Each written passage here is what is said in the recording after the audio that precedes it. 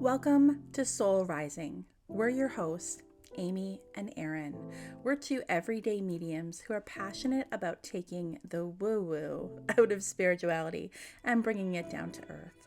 So put the kettle on, grab a chair, and join us. Hey everyone. Hello. I almost said good morning. I don't know. It It's could not be morning. good morning. It could be the morning for whoever is listening to this. Mm-hmm. It's not for us. It's 10 to 8 But we p.m. usually record in the morning, But and this we time usually we're record recording in in the the morning. evening. Mm-hmm. That's true. Yeah. Yeah. So my anyways, that's okay. Here So we are. how are you, Erin? I'm good. I'm feeling a Good. little bit the wedding's coming up, and so it's just Mhm. like, okay, it's getting real. It's And getting here. it's getting Mhm. here. I had my hair trial today, so if you're on YouTube, you probably can see the curls. I don't normally do curls Yeah, to my because you have hair. quite straight hair. Yeah. Mm-hmm. Yeah, I used to have curls. I used to have like big curls underneath more so, but since I've been straightening my hair for most of my life, it's just gotten more Yeah. flat. It's funny Yeah. how the hair can change, right? Because like Oh, I know. my hair changed certainly like through pregnancies. Like I think it's a hormonal thing. Yeah. And my hair also changed a lot like probably in my teen years as well. Yeah. That. But all my skin did too. Like I was thinking about this the other day because I was looking at pictures of myself from like really young childhood, so like Yeah. 10 and under. Yeah. And my sister is like super fair and blonde, and I'm fair as well in today, right? Yeah. But I was so dark. I looked like my dad always looked tanned, Right. and I was so dark. And I asked my mom, and she's like, "Oh, you used to tan. You used to be brown. We thought you were just gonna be like that, like Right. right? Something changed, and I don't know what changed, but I just got super fair, and my hair got lighter Yeah. because my hair used to be a lot darker. I mean, right now there's highlights in it, but just even like naturally, it used to be a lot It used darker. to be a lot darker. Yeah, I don't know. It's weird. I know. I was a blonde when I was little. Yeah. Blonde. My parents thought I was going to be a redhead, and then I just went super dark. Yeah, isn't that Dark funny? hair. Yeah. That happened to my youngest actually, because when he was born, he had very like a birth, very dark hair. Yeah. But then when he was like a year, it was reddish. It was like reddish brown. Yeah. Interesting. And now it's dark brown like yours is. So Wild. yeah, I know, it's funny. That's really funny. So welcome to episode 63. If we haven't said that already. Yeah. And I know. I said to Amy just before, I was like, let's go to 100. we're gonna get to 100. Maybe by the, I don't know, maybe not by the end of the year, but like, Oh, I don't It know. would be close, wouldn't we? I don't know. Well, we just talked about potentially, because life is getting a little bit busy, That's but true. potentially putting out 2 episodes a month versus 4. So coming here bi-weekly for you guys. Yeah. So yeah, it might take a little bit longer than the new year. That's okay. That's Mhm. okay. Yeah. We'll get there. I feel like this keeps it more manageable for us as life gets busy and something that we can commit to. Versus yeah, lots on the go for everybody. Yes. Yeah, it's busy times. Yeah. So today we're kind of gonna talk about books and movies and things like that. Yes. Top I think lists of favorite books and movies, what we're reading now, what we will be reading, because I'm not reading anything right now. I am reading some stuff right now. So I'll share what I'm reading. Erin's gonna share her faves from maybe past and maybe some of her to be reads. Yes. I have a lot of to be reads. Yeah, I've got 2 books that are I like to did I share this before that I like to pre-order books? And I'll do it like, say if somebody gives me money for my birthday or Christmas, and they're very close, like they're only 2 weeks apart in time. Yeah. So if I receive any money or like a gift card that's like a Visa or like an Amazon gift card or something, I will pre-order books. Yeah.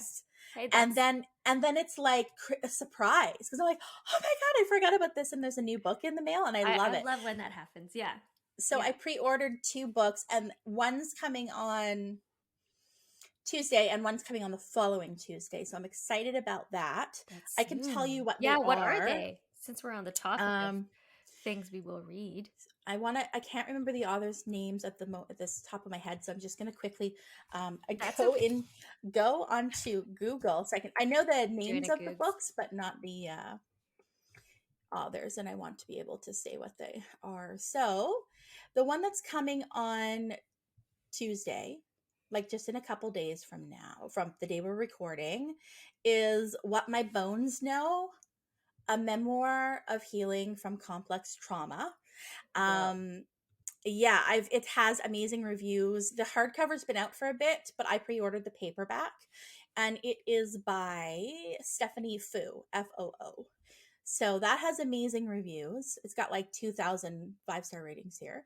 And then the other one that I have coming the following Tuesday is called dun, dun, dun, dun, The Invisible Kingdom, Reimagining Chronic Illness, and it's by Oh. Megan O'Rourke. So I'm excited. Both of them are about like the body, which is interesting, but I've been taking kind of a deep dive into the body connection right Okay. now Yeah. with my spirituality and with my intuition. And Yeah. I feel like I've been quite public. I don't know if I've talked about it here on this podcast, but about my own issues with my health. And like, I have an autoimmune disease, and I think I have more than one. And so I'm in the process of advocating for myself for diagnosis for another one. But yeah, it is a chronic illness, and I am never really feeling 100%, and I haven't in the last 5 or 6 years. So yeah, I heard that book is kind of heavy, the last one I just referenced, the Invisible Kingdom one, because it's that person's experience with the chronic illness Yeah. and how she navigated the healthcare system to get help, because it's really hard to get a diagnosis for a invisible illness, right? It's very hard. And they overlap. And most, if you have one autoimmune disease, you probably have more than one. So yeah, it's just it's very hard to get anywhere. So if anybody out there listening is in the same boat, I feel ya. You're not alone. You're not alone. And interestingly enough, now I don't have any research on this, but it's something that maybe I will look into and see if I can find things about it. But I have heard other mediums, psychics, intuitives talk about the connection with this type of work and autoimmune disease. Yeah. So I know we talked about that. We've talked about that too with astrologer. Didn't we talk about it with somebody? With Emily? Did we talk about it with Emily? Or maybe not. I don't know. But I feel like we've talked about it before too, and about how much maybe to this work impacts our own bodies and minds. Okay. I feel like we've talked about that a little bit. Yeah. And I know that like Tyler Henry, the Hollywood medium, has talked about how this work impacts his physical body and his health. He's got some stuff going on health-wise too. So I think it's interesting. And I listened to a podcast recently with it was an older episode, I think a year old, on Colette Baron Reed's. That's one of my favorite podcasts. Into the Wooniverse. Yes, I talked about it before, but there was an episode with Asha Frost, who I've also brought up before, who is an Indigenous healer from here in Ontario, Canada. And she's now a Hay House author, and she has a new oracle deck that's about to be launched next week. And she talked a lot in that episode about her, like she has lupus, and she's had lupus, which is another autoimmune disorder. For many, many years, and just kind of healing, like having that diagnosis and then deciding to kind of go grassroots and holistic and how she manages her. Yeah. I thought it was cool. So anyways, really that's a bit off topic, but I mean, I guess not. No, I don't think so. It's another recommendation to go listen to that podcast and check out that episode if that resonates and sounds like something. And check out her new oracle deck, which is coming out next week. That's exciting. Want it. I really want it. Did you pre-order? No, I didn't. No, I didn't. I know. I'm trying not to, but I want it. Yesterday, actually, I was reading one of the books that I'll talk about here, which really has to do with like grounded spirituality. And I'm rereading it. So I've read it before a couple of years ago. I'm rereading it, and then Asha put out like one of those, you know, when you I don't know what they're called, but you can take a screenshot of like something that's kind of flashing or moving on Instagram. And so it was her cards. Like Hay House created this thing where it was like screenshot, pick a card. So I did, and the one that I got was called Stars and Soil.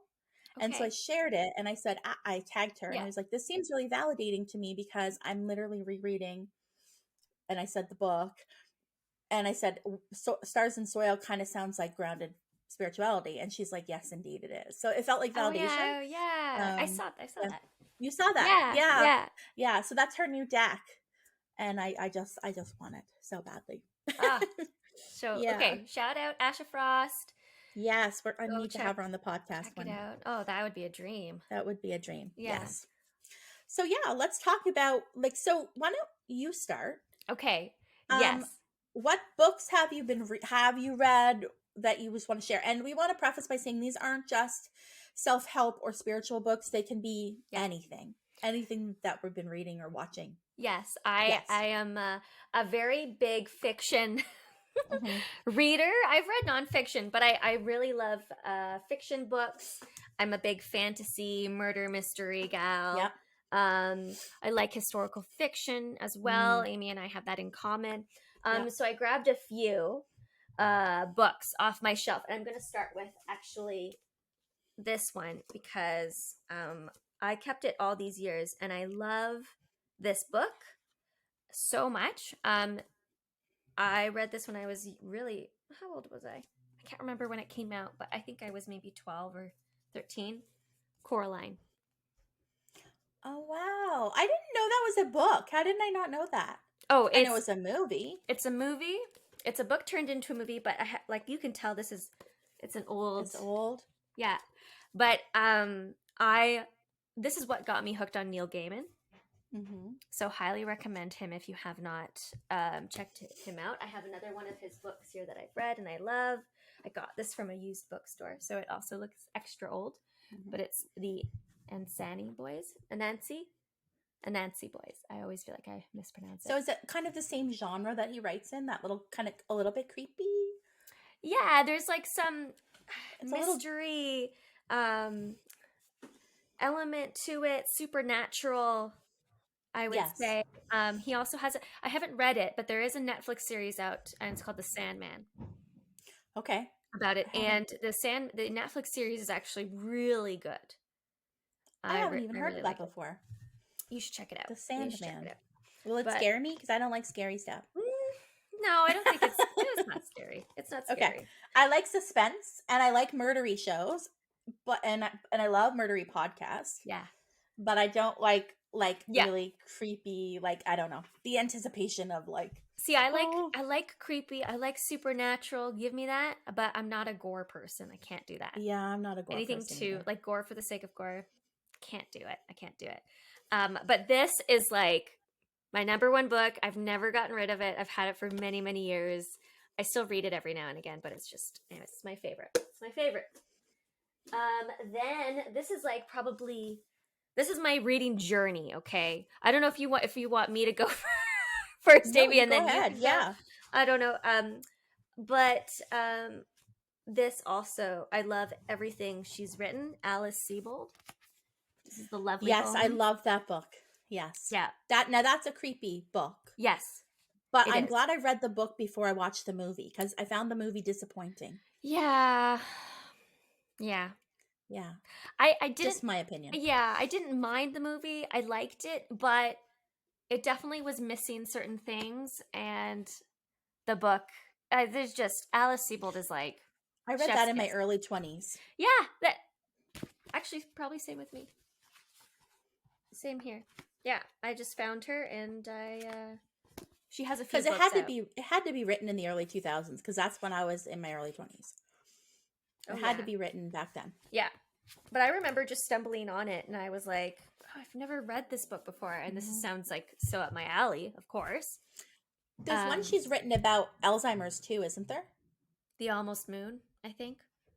No, what Alice forgot, or what somebody. What I don't. No, I don't know if that's her. I think I know what you're saying. She's only written a few books. Alice Sebold. She's written. You can Google. Yeah. I was sure she wrote something about dementia, but maybe I'm wrong. I think I know who. It was also a movie, right? With Julianne but I don't know Moore. if that is a movie, yes, but I don't know if that's a separate thing or not. Of. Yeah. Yeah, she only has a few. She's got The Almost Moon, The Lovely Bones, Lucky, which is a memoir. That book is pretty hard to read. That one is really, really, really good though. Is this one hers too? Yeah, she only has a few. I wish she had more Okay. out. Yeah. But the Almost Moon, it's about this woman and her relationship with her mother. Okay. Yeah. Anyways, I'll see both you guys. She's good. Awesome. I'm just gonna give her a shout out because I love her poetry. Ruby Kerr. Yes, I've got those too. Yeah. All right. She's got something new out, eh? Yeah, she does. Yeah. Yeah. I don't have that one yet. I don't have it yet, but I did see it. Let's see. I actually really like this book, and I like a few other Stephen King books. I've got It. I like It. Yeah. That's a good one. And Doctor Sleep. I've never heard of that which one. is the what is it? It's a sequel to The Shining, which I've also read. This one is really good. I liked this one actually. Okay, but all of these are just my opinions, you guys. Yeah, no, people always ask, what are you reading? Do you have any book recommendations, right? And like sometimes you just want a recommendation of a book that's not just about spirit or personal development. Yeah, books. yeah, you just want a fun read. Circe. Have you read this I one? have that book upstairs. So you guys know that I'm packing up because we're getting ready to move. And so all of my books went into boxes and totes, except I had to I had to hand pick ones that would be available to me, which actually was quite challenging. So I have a basket beside me and that's in it. It's in it. You have to That's read in it. Yep. It's a good one. Yep. It's a really, really good book. It's a feminist take on the Greek mythology around Circe. Have you ever heard of what's it called? The Achilles. Somebody just posted about today. Oh, I don't remember what it's called. There's one called the Achilles something. Same kind of book. No, I haven't. I haven't heard about it. Okay, but that's interesting. I have to check it out. And by the way, if anybody also has book recommendations based on what I just said, or Amy is going to say, please let us know. I love a good book recommendation. Me too. Amy and I are on Goodreads. we can put that in description if you guys want to follow us. Find us, yeah. You can find us. The one I was thinking of is The Song of the Achilles. It's by Madeline Miller. Is that who Cirque is written by? It is, yeah. Okay, so she wrote one called. Is that one new? Let me see when it came out. Did she write it? She must have. I think she did. 2011. It says. No. Okay, so this one is. So it was before that. So it's like a teal and a gold cover. It's The Song of the Achilles. It's set during the Greek heroic age. It's an adaptation of Homer's Iliad as told from the perspective of Patroclus. It's about their relationship during the romantic relationship during the Trojan War. It's a good book. Awesome. It's so really good. Yeah, both of them. We haven't read The Song of the Achilles, but you let us know if you guys have read it and liked it. And then really quickly, I just have 3 more. I'm going to give a shout out. These are the newer ones that I've read. The Lighthouse Witches by C.J. Cook, which I read that one. Yeah, really like. And what's the other one she has? I have it. It's the Ghost. And The Ghost Woods. I read that over the new year. Yeah, that was good too. And is it not true that The Lighthouse Witches is being filmed as a TV series? They're gonna film it as a TV series. Yes. I'm so excited. It's good, guys. I'm pretty sure they're looking to do that with Circe. Oh, that would be amazing too. But yeah, oh my god, I'm so excited for that one. And then I don't know why she's been around forever, but I just discovered Nora Roberts. Yeah. No, I don't have anything by her, but I saw something at Walmart. It might have been that series. It might have been. Yeah, because this is her newest one. So it's The Awakening, the Dragonheart Legacy series. I really like it. It's about time travel, going to another dimension with fairies. And there's some romance in it because of course it's Nora Roberts. But she has a witchy series too, I was told. Like a trilogy. I feel like I've seen that one. Is that Fire and Ice or no? I don't know. Maybe but not. I just know that I had looked at it. I didn't buy it though. I've never read anything by her. I wasn't sure. I wasn't sure if she was kind of like the what's amazing, like the Danielle Steele of more like fantasy. or like romance, Yeah, right? Like I yeah, wasn't sure. Yeah, like fantasy romance. And I don't know if her style could even be comparable to that. Like, is it a lot of focus on? No. No. I think Okay. I would say like, well, and I've only read one series, right? I actually have the other book that I have to read, The Choice, which is like I think the third part of the series. Mm-hmm. But I really feel like it's like about relationships and like finding yourself and just self-discovery. That's what I think it is. Have you ever read the oh my goodness, what is the trilogy called? The first book is called the History of Witches. No, I haven't read it, I have them. I watched the series. Oh, see, I haven't watched the series because I read the first book. Yeah. And it's been like over a year. And then I think the second one I found a little bit harder to get into. Yeah. And then I put it down, and now it's packed up in a box, so I cannot read it until at least when it moved at the end of the year. But yeah, the History of Witches was really good, like the first book of that trilogy. That's what I heard. I have to read it. Also part of my Goodreads list to read. Okay. Yeah. Okay, and I've saved the best for last because this is my female book crush. Okay. I adore her, and I've tagged her in some posts, and I've fangirled because she has commented on the posts that I've tagged her in. And so Lisa Jewell, if you're listening, I would love to give you a reading one day. But Lisa Jewell! I love Lisa Jewell so much.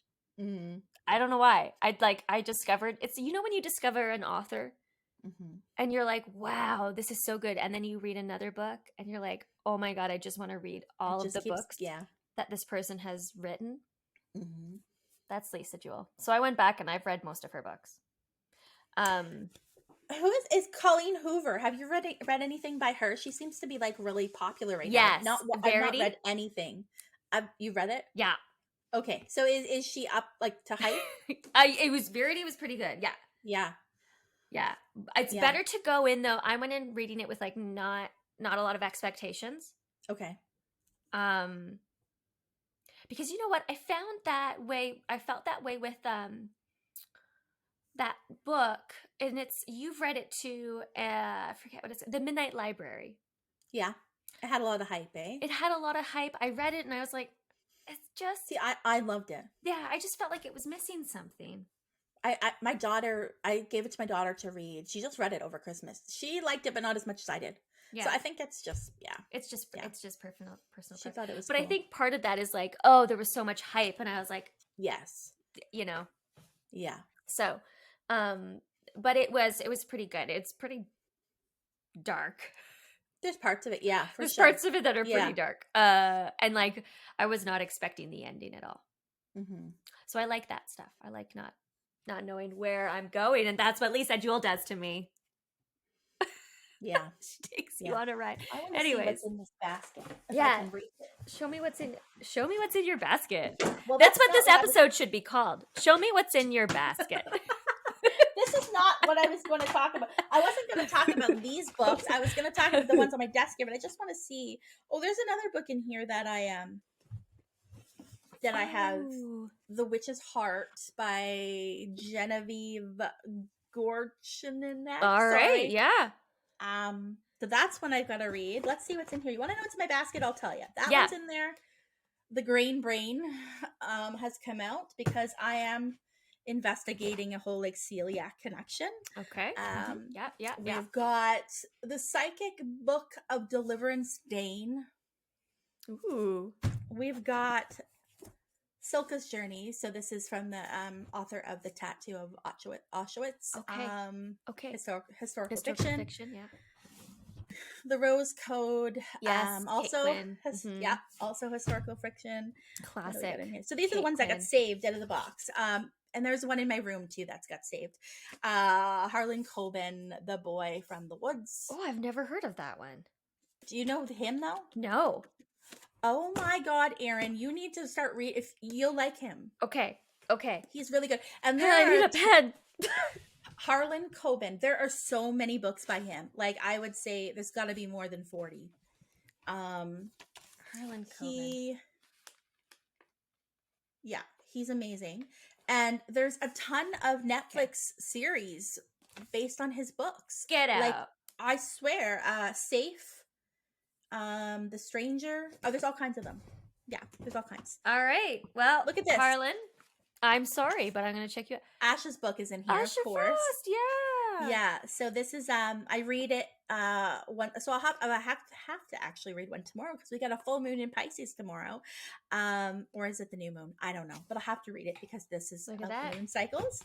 Look And then at that. finally, the reason I even went in here is because this is by Matt Haig, who wrote The Midnight Library. So it's called The Comfort Book, and he wrote it. Oh, look at this bookmark. My daughter made this in graphic design class. He wrote it during COVID. So it's just like little short stories or paragraphs of things that just kind of brought him comfort in challenging times. And so I really liked this. Amazing. And if you guys, just for our listeners who didn't see that, Amy held up a $100 bill that her daughter made with her daughter's her face on with it. her face on it. Yeah, she's made lots of really cool. She made lots of really cool stuff. So yeah, those were not ones I was going to talk about today, but you know, whatever. I was going to tell you about my 3 very favorite books ever. Yes. Which I wrote down. I don't have next to me, and then 3 books that I'm reading right now. Okay. So let's do it. My favorite book ever. So these first 2 books I read in the early 2000s, around the time that I read Lovely Bones. The first one is called Fall on Your Knees, and it's by Anne Marie MacDonald. She's a Canadian author. Yeah. She lives in Toronto, but she was born, I think, she's born in Germany, but like her parents were from Cape Breton, Nova Scotia, which is I'm from Nova Scotia. Okay. So Fall on Your Knees is set in Cape Breton. Cool. And a little bit in New York. So it's historical fiction from a long time ago. That's just one I've always loved. The second one is called She's Come Undone by Wally Lamb. Yeah. Wally Lamb is amazing. If you've never read anything by Wally Lamb. No, I haven't. He's amazing. I haven't seen anything new from him from a long time. Okay. So Wally Lamb. Yeah. I love that name. Yeah. What a good pen name. Wally Lamb. Wally Lamb.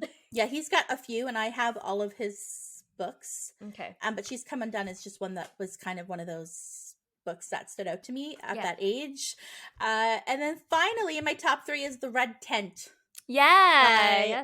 Yes. Anita Diamant. I don't know.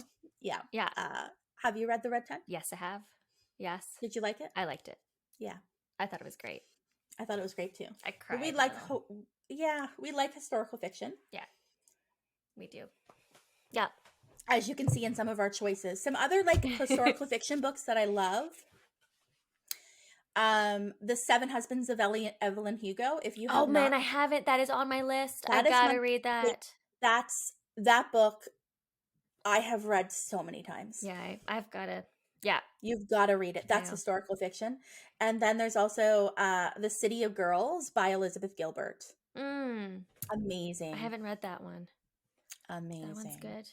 City of Girls is set in like the 1920s, 1930s New York City. New York City. Like theater. Showgirls. Sounds like something I would like. Yeah. Oh, it was so good. It was so good. Ooh. Okay. So I've got 3 books here because I've got 3 books on the go. The first one, you can let me know if you've read any of them, or if you're interested in reading them. I probably haven't. Oh, I'm okay. I haven't read it, but I know that book. Yeah. Yeah. So The Women Who Run with the Wolves. Sorry. Yeah. I bought this in 2019, and it sat on my bookshelf and stared at me. And maybe a month ago, something was like calling me. Yeah. And I went and I was like, whoa. So I'm reading it slow. I'm only on chapter 4, but I think it lives up to its hype. I really like it. The intro actually made me cry, and I don't even know why. It just felt like it just made sense. It felt like truth, maybe. Yeah. Yeah. So this comes from the intro. I'll just give you a little. I got some some little quotes here.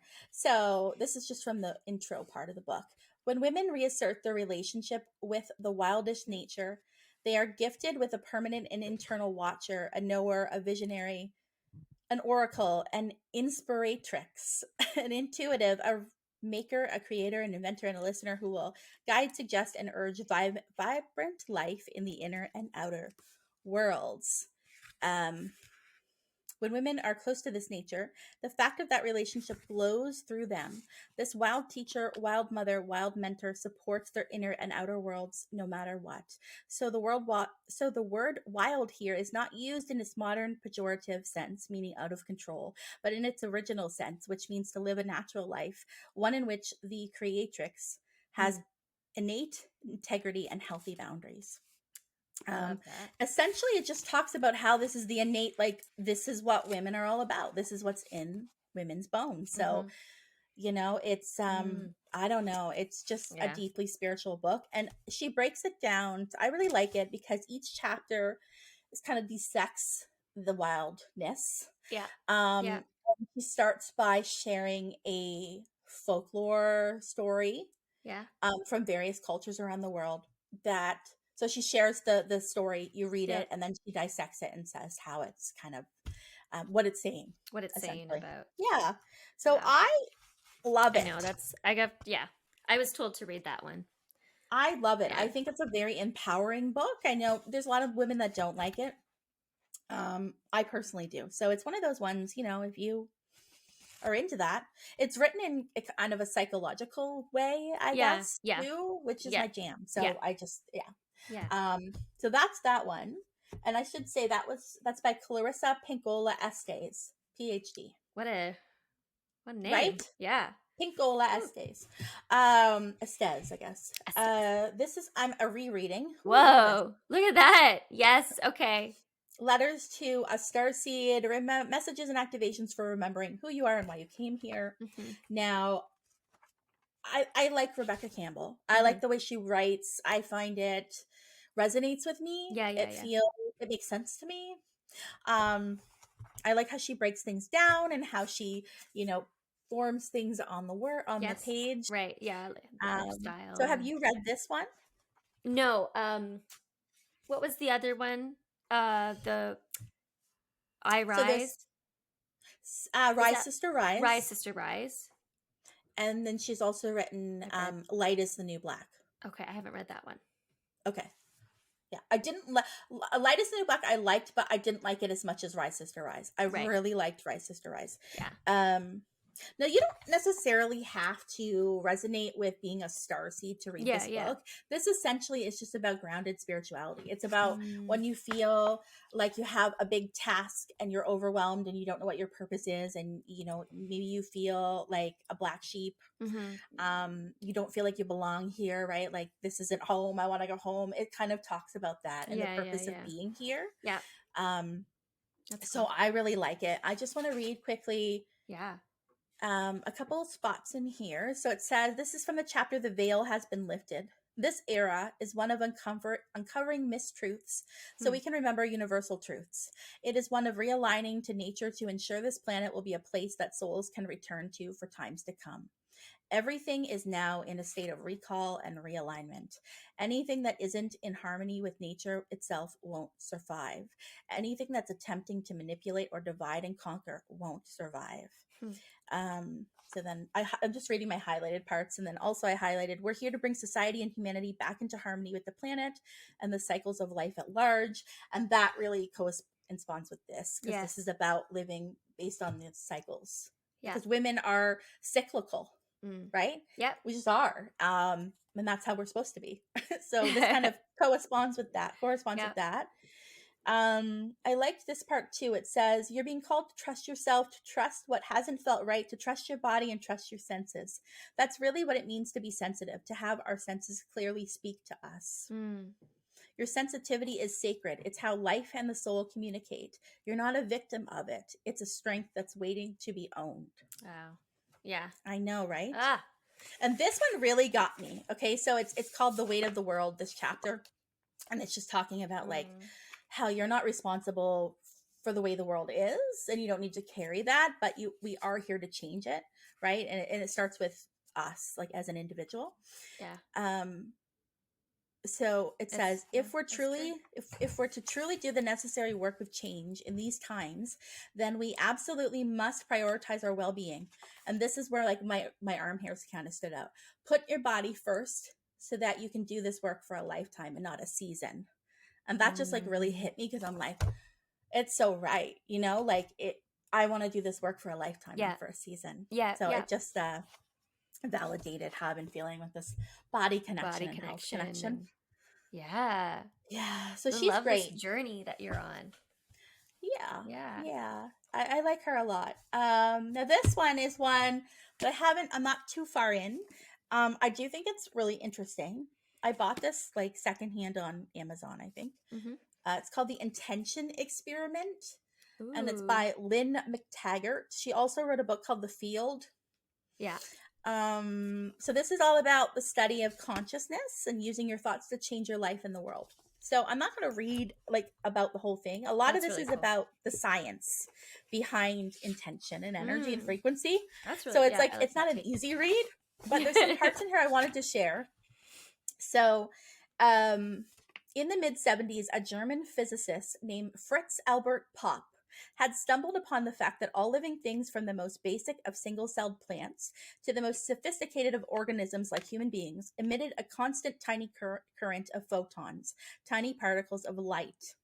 He believed that he had discovered the primary communication channel of living organisms.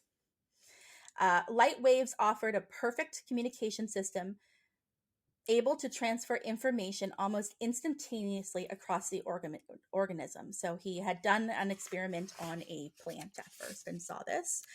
Sorry, don't want to leave anything out. Having waves rather than chemicals as the communication mechanism of a living being also solved the central problem of genetics, how we grow and take final shape from a single cell. It also explains how our bodies manage to carry out tasks with different body parts simultaneously. And then he did the study with one of his students because he wanted to see the effect of this with healing. So he constructed the first such machine to do this because he needed to essentially like measure photons. I'm not a scientist, which is why I'm reading from the book. So he constructed the first machine, a photo multiplier that captured light and counted it photon by photon. And the years of this demonstrated that tiny frequencies were mainly stored and emitted from the DNA of our cells. Okay. So then he had the question: could it be that these frequencies were?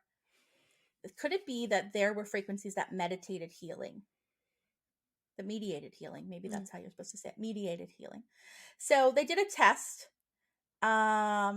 with plants, and they saw the computer displayed the final photograph. It was dazzling, a perfect image of the leaf in light, like a shadow in reverse, but with incredible detail. Each of its tiniest veins delineated. Surrounding the leaf were little white spots like sprinkling of fairy dust, evidence of high energy cosmic rays. So he did that, and then he decided to do this with humans that were healers, so Reiki healers. He took pictures of their hands with this specialized machine that measured photons when they were setting the intention to heal something. And they literally found, so it says, the images were breathtakingly clear. A stream of light flowed out from the healer's hands, almost as if they were flowing through their fingers. Swartz now had his answer about the nature of conscious thoughts. Healing intention creates waves of light, and indeed, these are among the most organized light waves found in nature. Wow. So then I was telling Erin before how that got my brain thinking about the term light worker. Yeah. And I was like, so if healing and intention, like if we communicate, because essentially where I'm at in this book is kind of proving that not only are we receivers of frequency, we're also transmitters. Yes. So my arm hairs are standing out. I found it really, really cool. Yeah. That energy, and I know like I am a Reiki practitioner now, and I understand how it feels when your hands get really hot, like when a Reiki person says that. They do. Wow. You can You can feel feel something the energy. radiating out of your hands. And Oof. it's so cool that there's like evidence, scientific evidence Yeah, to show just to that. show So that. I will update as I move through the book. It's probably going to take me a while because it's a little bit of a difficult read. Yeah. It's a little dry, but Yeah. there's parts of it that are like really, Like really mind cool. blowing. Yeah. It sounds Yeah. very interesting. Yeah. Like Yeah. that's the kind of book that I would rather watch a documentary on. Yes. Yes. So Because I whoever love is these. listening, Make do a us a documentary. solid. Yeah. Mhm. Speaking of documentaries, we'll move into movies. Yes. Let's hear your favorite movies. You want to? Oh, okay. Yeah. I have so many. Do you want to start with genre? Whatever you want. I'm interested. And I'm Okay. sorry about that very dry paragraph, but I just wanted to share it without butchering No, that experiment. that's okay. That's okay. Well, you know what? Actually, before we go into movies, can I share? I know that like I don't know where it is in this book, but every time I might have even dog-eared it. But this book, Coraline, okay? Yeah. There's a really cool part in it, and I think it's in the movie too. So if you've watched it or read it, you know what I'm talking about. But Coraline is asking the cat for the name, like this cat. Let's see if I can find a picture of him. I think there's a part of that when she's out in the garden. Yeah. It's been many years. My daughter, who's about to be 17, used to watch it over and over and over again. You should tell her to read the book, that because honestly, I love. It's I'm trying to find the cat. That's all she wanted to watch when she was like 2 and 3. I've read this so many times. I've read this book so many times. I'm pretty sure I read it when it came out. I think it came out in 2012, so I was 12. Anyways, doesn't matter. But there is a part in the book where Coraline, it's right at the beginning, is asking the cat, this black cat, what the name is of the cat. And the cat says, "We don't need names. You humans need names. But we know who we are. We don't need names." And I was like, Neil Gaiman? Yeah. Yes, that's it. I felt that was like kind of very, I don't know, I felt like there was some spiritual, maybe I'm stretching, but aspects of that. That we label things, right? In order to understand it. Well, I've heard multiple times from other, like I've listened to other mediums or like spiritual experts, quote unquote, talking about how spirit guides don't have names. Like they will never identify, like it's not like they're like, "Hey, I'm Matthew," but they may give us one because we need that from them. Yeah. I've never felt like my guides have names, genders, ever. But they give it to us of like, and I sometimes I feel like it's like, this is what I was in a previous life. This is who I was. Yes. So if you want, you can refer to me as such. Because, and sometimes like it's actually maybe 20% of the intuitive guidance readings I do I actually have a spirit guide come in. Like normally I say they, and I will explain if I say they as I'm channeling messages is because I feel as if I'm getting the information through your guides.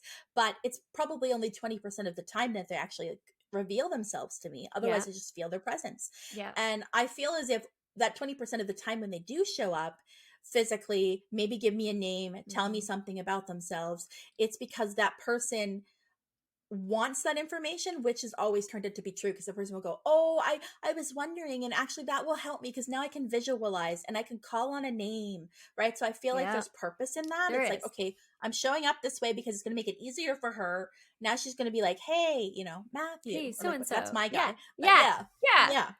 Yes, right. Yes. I agree. I love it. Anyways, that's very cool.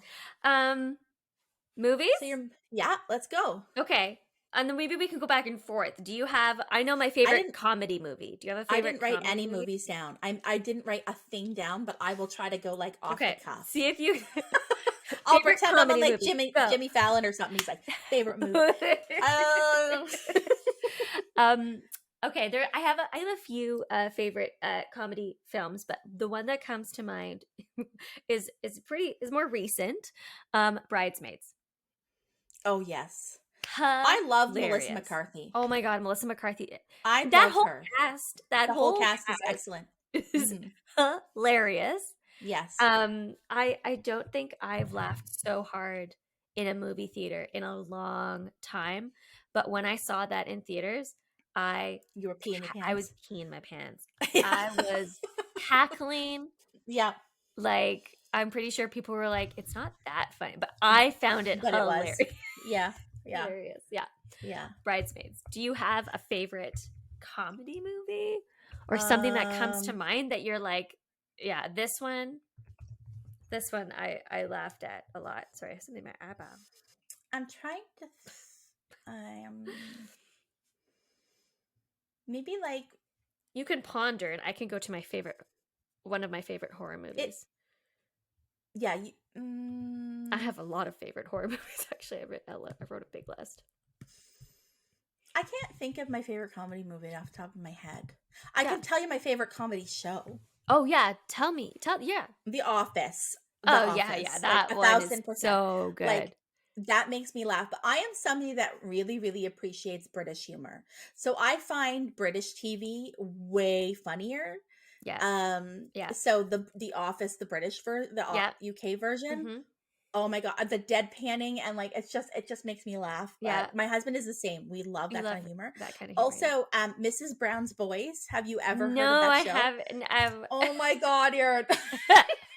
That's a show that will make me pee my pants. Okay. It's a man. It's a comedian who's male who dresses up as like a mammy, like an Irish mother. Yeah.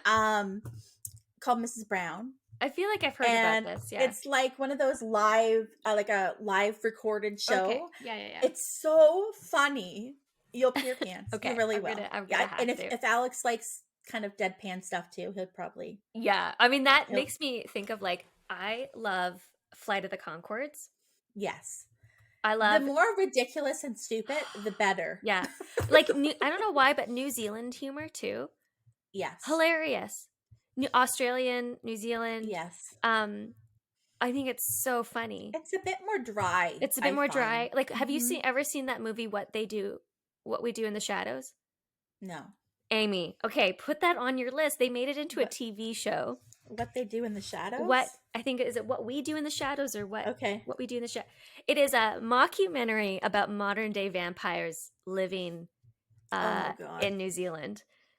Okay. It's hilarious. Okay. And then they did a spin-off show, which is on Crave, if anybody has Crave, about the police officers who are in that. And it's not as good as the movie, but the TV show of that is really good too. Anyways, so those are really funny. Awesome. Yeah. Okay. And the TV show of What We Do in the Shadows is also really, really good. Yeah. Hilarious. So tell me your favorite. What did you say? Horror movies? I have so many. My favorite horror movie as a kid. You have none? I don't like horror. Not even but one that you're like, I can appreciate. Oh, okay. No. No, not really. No. Okay. When I was, because we know Erin's obsessed with ghost stuff, and she has been since she was little. I watched, it's not a very good movie, but I watched A Haunting. Okay. Or was it The Haunting? With Catherine Zeta-Jones. It's a remake of the original one. Catherine Zeta-Jones, Liam Neeson, is it Luke Wilson? Owen Wilson, sorry. Owen Wilson. I watched that movie probably, I don't know, a dozen or more times. Every time we'd go to Blockbuster, this is aging me. We go to Blockbuster and yeah, you're like, girl. I'm 10 years older. 10 years older. Not 20 years, 10 years older, yeah. Don't age yourself that much. Every time we went to Blockbuster, I would be like, Mom, can I rent The Haunting? She's like, again? Like, you just watched that. She's like, I'm pretty sure we were here last week, because we would be Fridays. We'd go get a movie sometimes. And like, we just got that for you. That's funny. I mean, you might as well just bought it for me. I actually own the movie now. That's a good one. I love, let me see, I'm just trying to go. The Exorcist, of course. Misery. That's a good movie. Oh my God, Misery is so good. Ghost.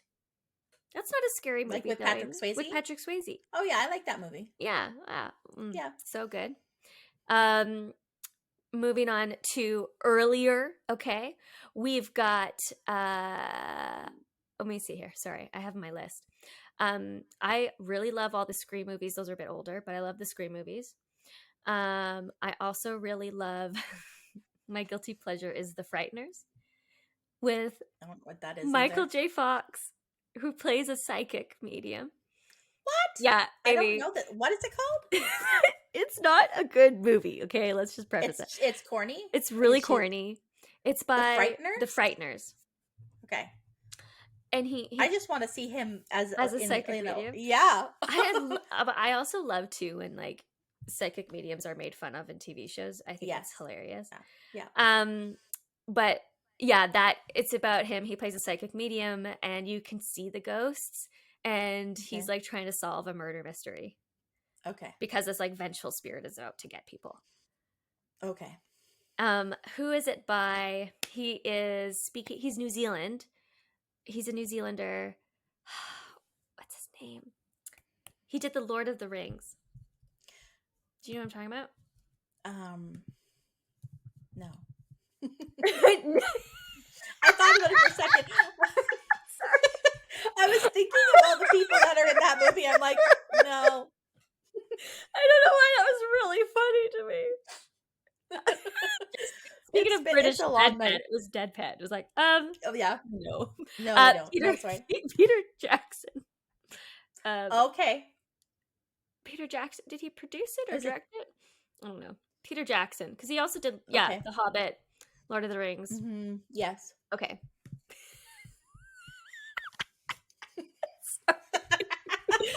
Okay, everybody's like, it's not that funny, ladies. Move on. All right. Yeah, it's late at night. All it's right? late at night. We've had a long day. If you guys haven't seen these movies, please go check them out. You definitely have to go see Get Out. That is a fantastic movie. Get Out? Get Out. Really? Oh my God, it's so good. It's okay. So never good. Heard of it. I'm pretty sure it's on Netflix. Okay, I'll look it up. It's a horror comedy. Okay. Yeah. I did think of a story. This is not my favorite horror movie, but I do have a story associated with it. Okay, tell.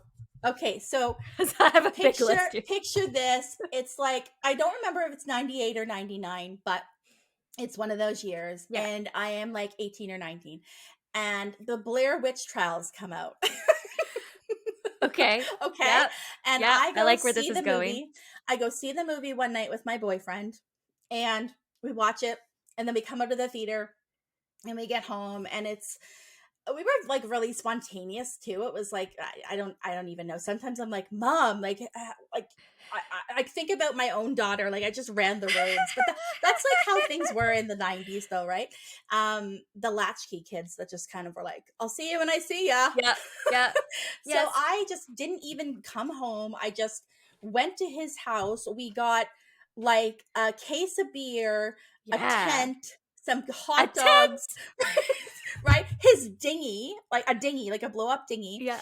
We went out on the water. Okay, it's like 10 o'clock, 11 o'clock at night. There's this lake in Halifax called Long. Yeah, we used to do this all the time, but this is just funny. There's this lake called Long Lake, okay? And you can't really see it from the land because it blends in with the background, but if you're out in the water, you can notice there's an island on it. Yeah. So we had gone to this island many a times. We'd slept on it, like camped out there before. Nobody else ever was there. So we take the dinghy out, right, with the beers hanging over into the water so they stay cold. And we're just like, we're going out to this island 11 o'clock at night on like a Friday night. And we go out there and we have a fire, eat our hot dogs, drink our beer, go to sleep. Okay, so we're in the tent. And in the middle of the night, I woke up and I was like, it's like something woke me up. I don't know what woke me up, but he was not in the tent. My boyfriend was not in the tent. So I'm just like, where was he? Yelling. I'm opening like a little tweak and I'm like, hello, like yelling, nothing. So at this point, I'm like, oh my God, I'm going to have to leave the tent in the middle of the night. Like I am scared. I didn't think there'd be animals on it because it's an island. Yeah.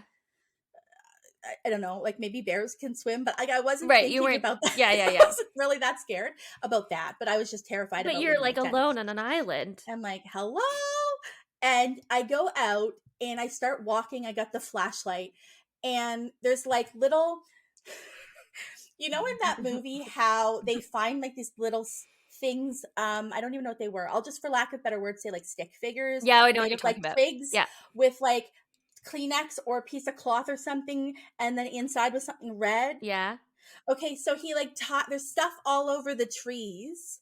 Okay, and I'm like, hello, I'm getting really scared, right? And he had created this whole like Blair Witch trial thing in the woods, and I was peeing I might have actually peed my pants, like That's I don't know. terrifying. And it It was did surprise it terrifying. didn't work out.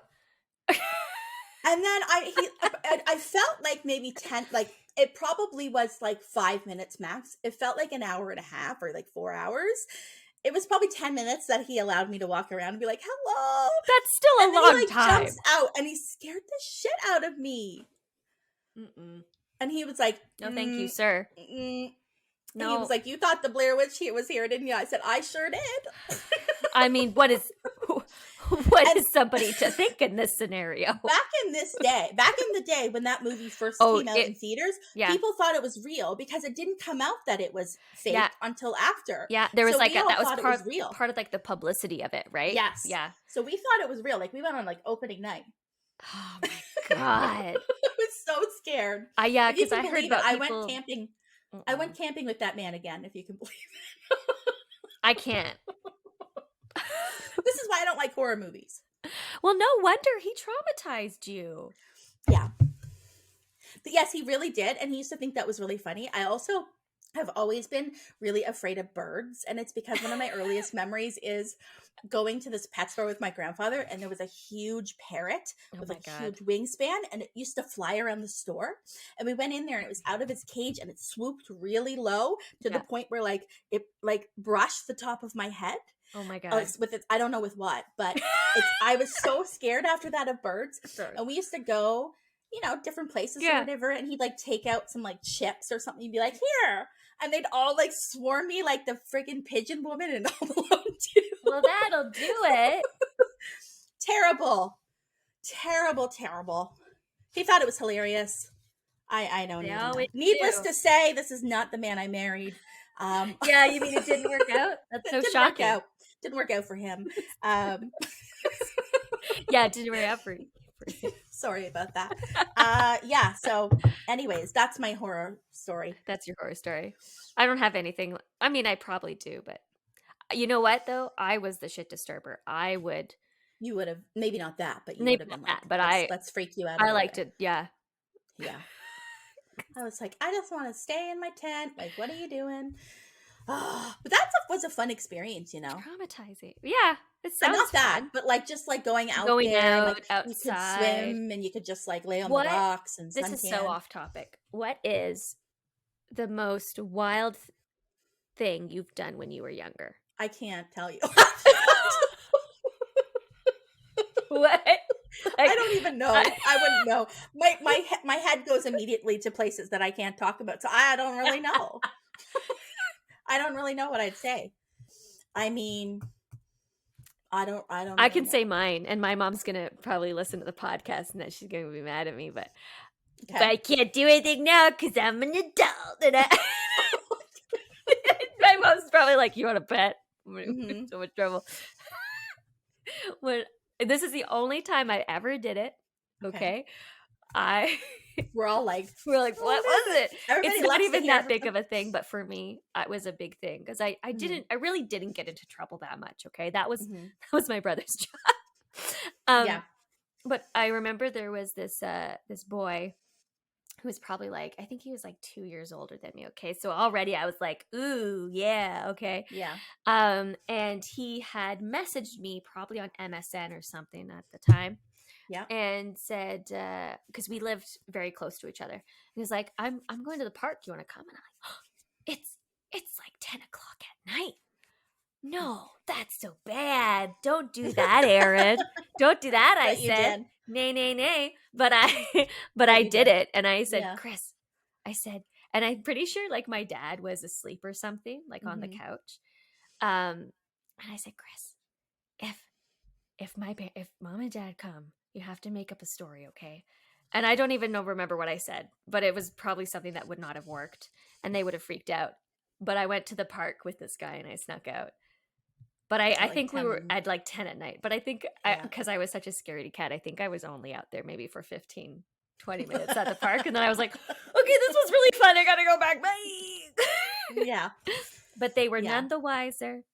I was out all the time. Like I don't know. But again, like this was 10 years before you. Like I know that. Yeah. I don't know. Yeah. Like I was doing all this in the 90s. Yeah. I thought I was pretty wild, but with that. You were wild. Yeah, maybe not as wild as my story. So I'll just keep it that way. I mean, but that I was like in high school. I was a little, yeah, early high school. I realized I forgot my favorite. So this is not like my favorite ever movie in the sense that it's like, you know, a great story and like won an Academy Award or anything like that. Yeah. It's just a silly memory. So if you asked me or my best girlfriend that I've had since I was 12 years old what our favorite movie is, we would both say the same thing. And it's funny because we talked about one of the actors earlier off camera. It is Dazed and Confused. Oh, yeah. Where he's like, all right. Yeah. We could like we just know the whole movie. Whoa. We could just like verbatim. Yeah. That was our movie that we'd like get together. Yeah. We'd go get some like Sour Patch Kids. And and we'd like and some vodka, you know. Yeah. Sour Patch we would watch that movie. Vodka. Yeah. Would you ever put the sour patch in the vodka? I feel like I did. And I should also mention that this all happened after I was 19 years old. I actually, and honest to God, I never had a drink until I was of legal drinking age. Yeah. Which, yeah. I only, I think when I was 18, but that's because it was like, I was in Ottawa and it was like, you could go to Hull. You could go to Quebec. Yeah. Hull is in Quebec, just for anybody's wondering. Yes.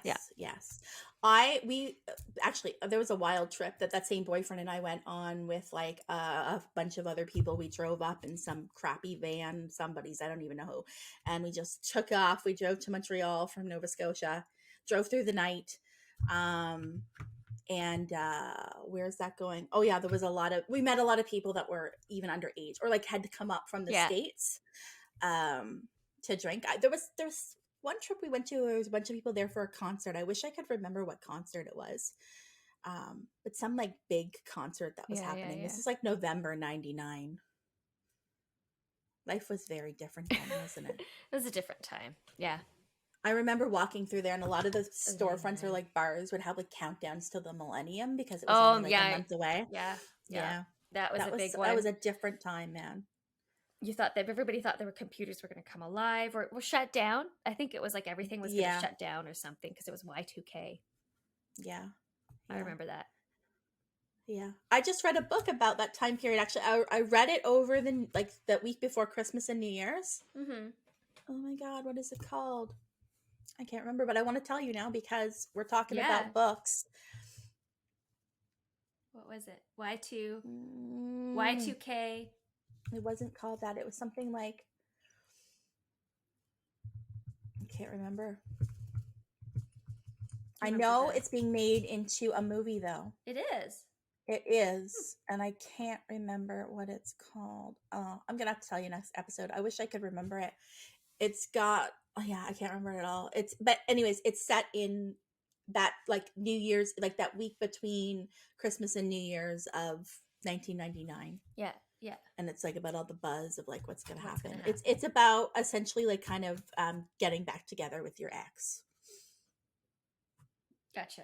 To come, because they came back to the university they graduated from to go to a wedding of their old classmates, and they were getting married on New Year's Eve, 1999. And it was good. Okay. Yeah, and they ended up like, well, I'm not going to tell you the whole story, but they wake up with rings on their fingers, and they're kind of like, what the hell? Because the night before they were like not talking to each other. So it's a hangover situation. But it goes back in time and explain, like they tried to recover the steps of like what happened and how did we get here. It was really cool. I wish I could remember what it's called. That sounds like it's going to be a fun movie too. Yeah, it reminds me of like a Reese Witherspoon movie, so I'm really curious if she's behind it, like the one that's going to be making it into a movie. I will find out what that book was called, and I will link it in the show notes in case you guys want to read it, because it was Yes. good. Yes. It was really good. Okay, I think that's good for us today because we Yeah. talked a long time. I hope you enjoyed our book chat. Yes. Um, And if you people have, are- again, recommendations, always here for it. Always here for it. Amy and I, we can link our Goodreads, maybe. I think Yeah, why not? you can Nothing on follow there what we're that's reading. I private. haven't been on I've been really bad with reading. I want to. I have to You're start. busy. Yeah, but it's It's something you enjoy. I love it. So I gotta get back on these babies. Don't worry, you guys. I haven't forgotten about you. And Lisa Jewell has a new book coming out. Oh, You want to know how I got really close with my professor? Sorry, that's really bad. What? What? Cut. Can you edit that? Oh God! I didn't mean it like that. Okay, we're talking about all this. I'm bright red. I just made like she and I became like I was like her favorite a little bit. No, I wasn't. That was a lie. That's a lie. But I don't know what I'm saying anymore. What time is it? I don't know. Where are we? Anyways, doesn't matter. I just talked about Lisa Jewell with her, and she Yeah. went, "I love Lisa Jewell," and I went, "I love her." I love her. Fangirl. Yeah, I understand. I always get a bit fangirly when like I share a book and then the author shares it. I'm like, amazing. Like, I am a nobody. Like, who? Lisa. I know. I always get really excited. The author of the Lighthouse Witches, she shared. I did when I see posted, that. She shared my thing, and I was like, yeah. It's a cool feeling. It is a cool feeling. Anyways, that's on it that for note, us. yeah, thank you for being here. And thank you for being here, for listening to our nonsense and our stories about when we were young. When we were young. That reminds me of that Adele song. I almost started. That's what I was trying to sing, and then it didn't sound like that at all. I can't remember the lyrics, but I just. All right. This reminds me of the last episode. I was listening to the last episode a little bit before we came on tonight. Yeah. And the one about how to best align with the energy of the new moon. Mm-hmm. And it just came out today, the day that we're recording this. And we were singing in that too, because I said, we always I'm bringing enthusiasm back. And then we both went, I'm bringing enthusiasm back. Yeah. Get crazy. On our level. Crazy. All That's right. Okay. See you next week, guys. Bye. If you like what you're hearing, don't forget to give us a 5-star review on Apple Podcast and tune in each week as we dish on all things spiritual. Don't forget to like, comment on what you would like to hear us talk about next, and subscribe.